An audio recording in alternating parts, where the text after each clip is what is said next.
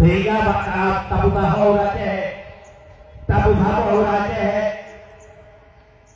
tabu satu tahu Aceh masing-masing punya ide tersendiri, masing-masing nanggung terus nyawa, masing-masing dia nak seolah-olah lu pernah raja, lu pernah hebat, lu pernah pahlawan, baik tua itu.